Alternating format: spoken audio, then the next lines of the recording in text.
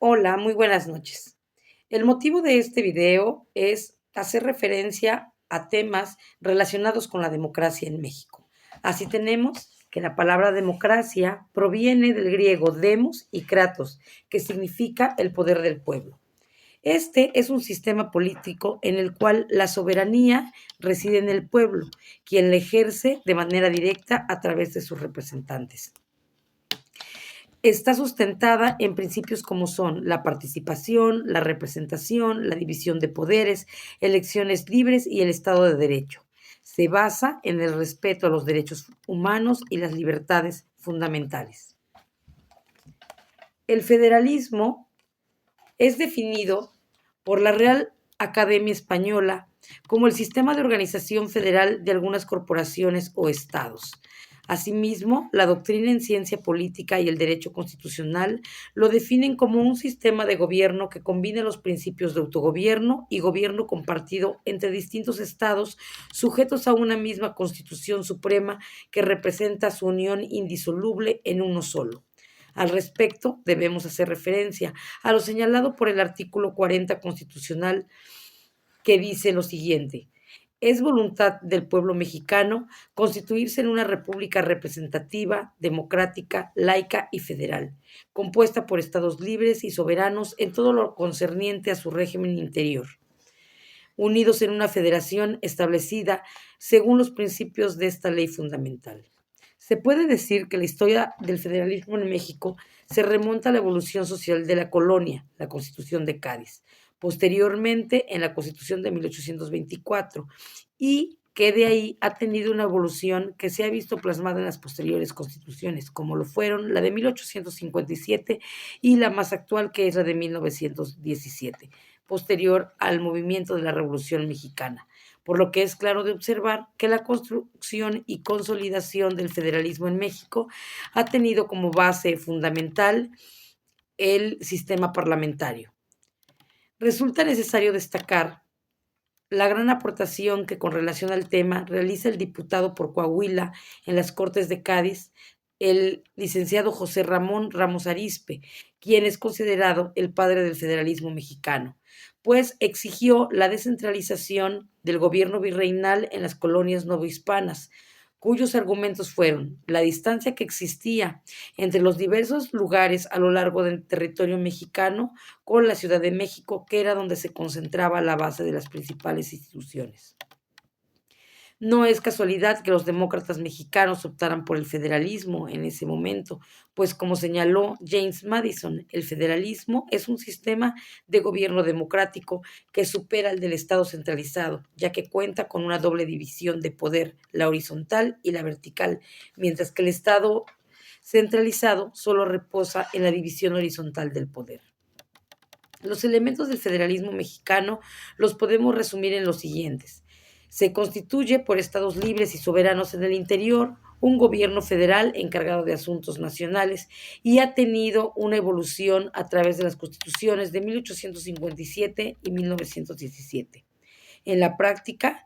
aun y cuando se vio limitado por el presidencialismo dominante durante el siglo XX, el federalismo en México ofrece varias ventajas frente al centralismo, tales como son la participación ciudadana, la distribución de recursos y la autonomía de los estados. Estas ventajas permiten a los estados y municipios tomar decisiones que reflejan y resuelvan las necesidades de su desarrollo y sus particularidades, lo que puede desencadenar la planificación, diseño y políticas públicas más efectivas y satisfactorias para la población. Además, el federalismo fomenta una mayor estabilidad política al evitar la concentración del poder en una sola figura o grupo, lo que puede prevenir la corrupción y el abuso de autoridad, dando una mayor intervención en los asuntos públicos a los habitantes y ofreciendo una mayor posibilidad de supervisar, vigilar la actuación de sus operadores mediante la solicitud de rendición de cuentas, permitiendo sin duda una mayor transparencia y confianza. Debemos recordar que durante el siglo pasado, posterior a la Revolución, México vivió una inestabilidad y luchas internas de poder. El sistema político mexicano estuvo dominado por un modelo de presidencialismo autoritario, sustentado fundamentalmente por lo que conocemos como el Partido Revolucionario Institucional, cuyo antecedente se da con la creación del PNR en 1929, que se transformó hacia 1938 en el PRM y finalmente en 1946 en lo que conocemos como el PRI. Bajo la apariencia de estabilidad y progreso, de la continuación de los ideales que sostuvieron el movimiento revolucionario, se simulaba ante la población una aparente efectividad. Sin embargo, el régimen se apoyaba en el control corporativo de sectores sociales, la manipulación electoral y la represión, como último recurso frente a la disidencia. En su obra, el autor Carpizo destaca que el presidencialismo mexicano se apoya en un partido hegemónico como soporte político y control del poder legislativo.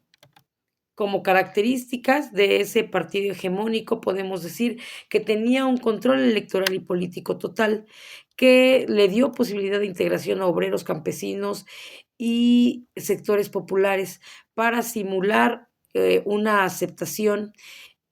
Fue un sistema corporativo que organizaba y canalizaba demandas y que de alguna manera proyectaba estabilidad política basada en la negociación y la cooptación. Así se da una política de masas frente a ese descontento. Durante el cardenismo se incorpora activamente los sectores obreros y campesinos. El partido hegemónico se vuelve un mediador entre el Estado y la sociedad y se instituyen mecanismos de participación controlada. Surgen entonces ante ese control una serie de movimientos para tratar de dar por terminada esa intervención de el Estado, del partido en el poder frente a los sectores de la población. Y es así que surgen dentro de los movimientos más relevantes el movimiento de 1968. Esto que surgió como un movimiento estudiantil en un contexto de supuesta modernización económica y apertura cultural, también se dio en un escenario de profundas desigualdades sociales y represión política, cuyos antecedentes fueron brutales. Lo que comenzó como un conflicto local entre estudiantes se convirtió en una movilización nacional por la libertad, la justicia y la democracia. El pliego petitorio se concentraba en 6 puntos fundamentales, mediante los cuales se exigía la libertad de los presos políticos, la desaparición del cuerpo de granaderos que se mantenían permanentemente hostigando las movilizaciones y manifestaciones, el fin de la represión. Revelaba el autoritarismo del régimen y la falta de canales institucionales para la expresión ciudadana. La respuesta del entonces presidente Gustavo Díaz Ordaz fue la represión violenta, culminando con la tragedia del 2 de octubre en la plaza de Tlatelolco, donde el Estado mostró su rostro más autoritario, más violento, más agresivo y arbitrario. Este suceso fracturó la legitimidad del sistema político mexicano ante amplios sectores sociales y evidenció la distancia entre los principios que se pregonaban mediante el discurso revolucionario y la práctica gubernamental. El movimiento de 1968 puso en evidencia 3 grandes problemáticas estructurales del sistema político mexicano, que fueron la ausencia de una democracia real al existir elecciones controladas, partidos subordinados y una sociedad civil débil. 2, la represión institucionalizada como mecanismo para preservar la estabilidad política frente a la cual a cualquier forma de disidencia. Y el monopolio del poder político, sustentado en la falta de contrapesos y la concentración del poder en el Ejecutivo, el gobierno del poder hegemónico.